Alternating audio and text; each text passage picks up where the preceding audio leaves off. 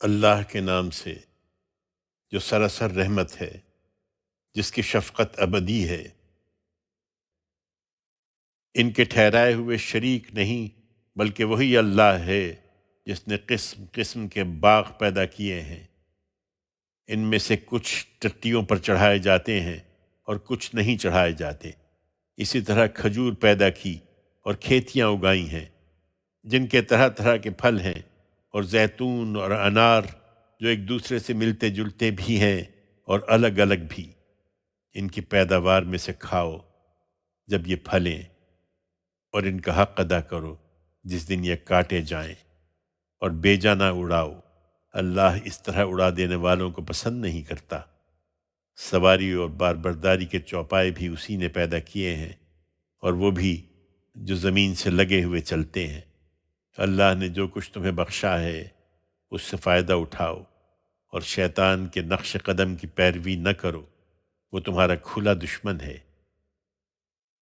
تم ان چوپایوں میں سے 8 نر و مادہ کو لو، 2 بھیڑ کی قسم سے اور 2 بکری کی قسم سے۔ پھر ان سے پوچھو کہ اللہ نے ان دونوں کے نر حرام کیے ہیں یا مادہ، یا اس بچے کو حرام ٹھہرایا ہے جو مادینوں کے پیٹ میں ہے؟ مجھے کسی سند کے ساتھ بتاؤ اگر تم سچے ہو۔ اسی طرح 2 اونٹ کی قسم سے اور 2 گائے کی قسم سے۔ پھر پوچھو کہ اللہ نے ان دونوں کے نر حرام کیے ہیں یا مادہ، یا اس بچے کو حرام ٹھہرایا ہے جو مادینوں کے پیٹ میں ہے؟ کیا تم اس وقت حاضر تھے جب اللہ نے تمہیں اس کی ہدایت فرمائی تھی؟ پھر اس شخص سے بڑھ کر ظالم کون ہوگا جو اللہ پر جھوٹ باندھے اس لیے کہ بغیر کسی علم کے لوگوں کو گمراہ کرے؟ اللہ ایسے ظالم لوگوں کو کبھی راستہ نہیں دکھائے گا۔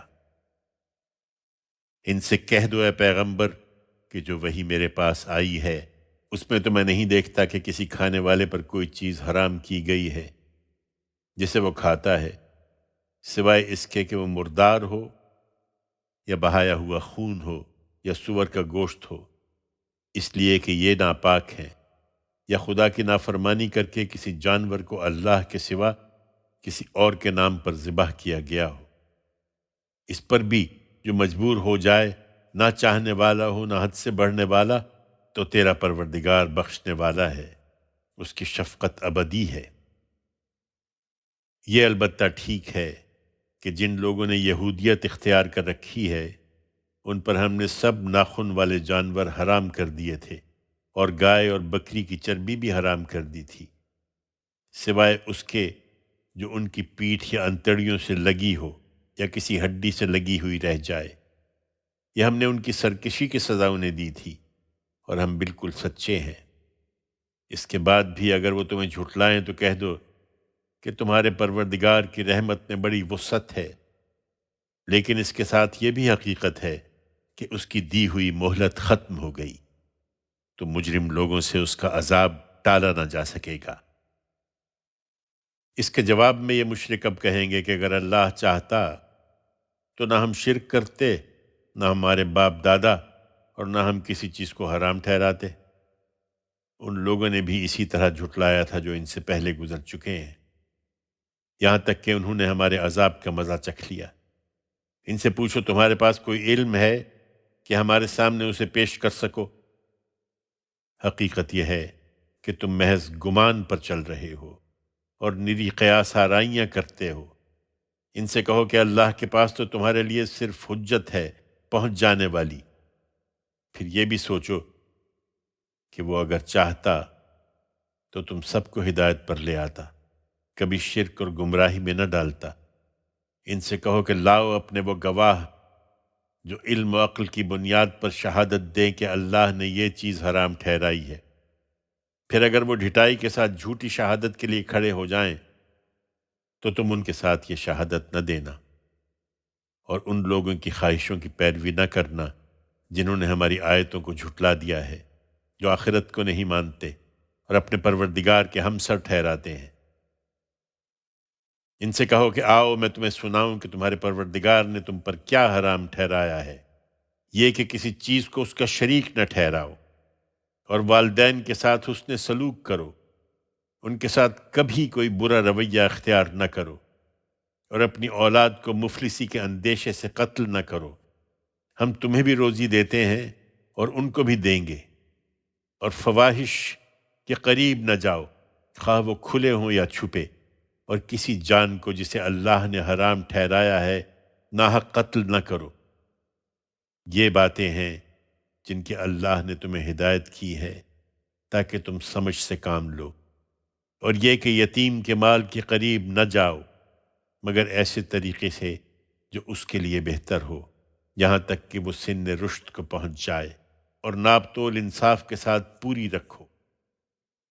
ہم کسی جان پر اس کی استطاعت سے زیادہ بوجھ نہیں ڈالتے، اور جب بات کہو تو حق کی بات کہو، اگرچہ معاملہ اپنے کسی رشتہ دار ہی کہو، اور اللہ کے عہد کو پورا کرو۔ یہ چیزیں ہیں جن کے اللہ نے تمہیں ہدایت کی ہے تاکہ تم یاد دہانی حاصل کرو، اور فرمایا ہے کہ یہی میرا راستہ ہے سیدھا، سو اسی کی پیروی کرو، اور دوسرے راستوں پر نہ چلو کہ وہ تمہارے پروردگار کی راہ سے تمہیں الگ کر دیں۔ یہ باتیں ہیں جن کی اس نے تمہیں ہدایت کی ہے تاکہ اس کی گرفت سے بچے رہو۔ یہ ابراہیم کا دین ہے۔ اس کے بعد پھر ہم نے موسیٰ کو کتاب عطا فرمائی، اس پر اپنی نعمت پوری کرنے کے لیے جس نے خوبی اختیار کی تھی، دین و شریعت سے متعلق ہر چیز کی تفصیل اور ہدایت و رحمت بنا کر، اس لیے کہ لوگ اپنے پروردگار کی ملاقات پر ایمان لائیں۔ اور اب یہ کتاب ہے جو ہم نے اتاری ہے، خیر و برکت والی کتاب، سو اس کی پیروی کرو اور خدا سے ڈرتے رہو تاکہ تم پر رحمت کی جائے۔ اس لیے اتاری ہے کہ مبادہ تم کہو کہ کتاب تو ہم سے پہلے کے 2 گروہوں پر اتاری گئی تھی اور ہم ان کی پڑھنے پڑھانے سے بالکل بے خبر تھے، یا کہو کہ اگر ہم پر کتاب اتاری جاتی تو ہم ان سے زیادہ ہدایت یافتہ ہوتے۔ سو تمہارے پروردگار کی طرف سے یہ ایک واضح حجت اور ہدایت اور رحمت تمہارے پاس آ گئی ہے۔ اب ان سے بڑھ کر کون ظالم ہوگا جو اللہ کی آیتوں کو جھٹلا دیں اور ان سے منہ موڑے؟ جو لوگ ہماری آیتوں سے منہ موڑ رہے ہیں انہیں اس روگردانی کی پاداش میں ہم عنقریب نہایت بری سزا دیں گے۔ کیا وہ اسی کے منتظر ہیں کہ ان کے پاس فرشتے آئیں، یا تیرا پروردگار آ جائے، یا تیرے پروردگار کی نشانیوں میں سے کوئی خاص نشانی ظاہر ہو جائے؟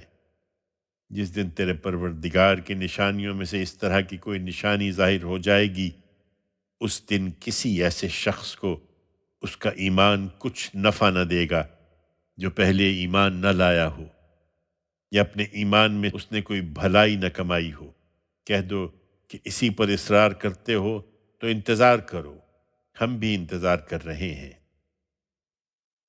خدا کی بتائی ہوئی اس سیدھی راہ کو چھوڑ کر اے پیغمبر، جن لوگوں نے اپنے دین میں راہیں نکالی اور فرقوں میں بٹ گئے ہیں، ان سے تمہارا کچھ واسطہ نہیں، ان کا معاملہ بس اللہ کے حوالے ہے، سو وہی انہیں بتائے گا جو کچھ وہ کرتے رہے ہیں۔ پھر اس کے حضور جو نیکی لے کر آئے گا اس کے لیے 10 گنا بدلہ ہے، اور جو برائی لے کر آئے گا اس کو اتنا ہی بدلہ ملے گا جتنی اس کی برائی ہے، اور ان لوگوں پر کوئی ظلم نہیں کیا جائے گا۔ ان سے کہہ دو کہ مجھے تو میرے پروردگار نے ایک سیدھا راستہ دکھا دیا ہے، دین قیم، یعنی ملت ابراہیم کا راستہ جو بالکل یکسو تھا اور ہرگز مشرکوں میں سے نہیں تھا۔ کہہ دو کہ میری نماز اور میری قربانی، میرا جینا اور میرا مرنا سب اللہ پروردگار عالم کے لیے ہے، اس کا کوئی شریک نہیں، مجھے اسی کا حکم ملا ہے، اور میں سب سے پہلے سر اطاعت چکانے والا ہوں۔ ان سے پوچھو کیا میں اللہ کے سوا کوئی اور پروردگار تلاش کروں جبکہ وہی ہر چیز کا پروردگار ہے؟ میں نے اپنا فرض ادا کر دیا، تم نہیں مانتے تو جان لو کہ ہر شخص جو کچھ کماتا ہے اس کا ذمہ دار وہ خود ہے، اور کوئی کسی دوسرے کا بوجھ نہیں اٹھائے گا۔ پھر تمہارے پروردگار ہی کی طرف تم سب کو پلٹنا ہے، اس وقت وہ تمہیں بتا دے گا جس چیز میں تم اختلاف کرتے رہے ہو۔ یاد رکھو کہ وہی ہے جس نے تمہیں زمین کا اقتدار بخشا اور ایک کو دوسرے سے بلند درجے دیے تاکہ جو کچھ اس نے تمہیں عطا فرمایا ہے اس میں تمہارا امتحان کرے۔ تم مطمئن رہو اے پیغمبر، تمہارا پروردگار سزا دینے میں بھی بہت تیز ہے اور بڑا بخشنے والا اور رحم فرمانے والا بھی ہے۔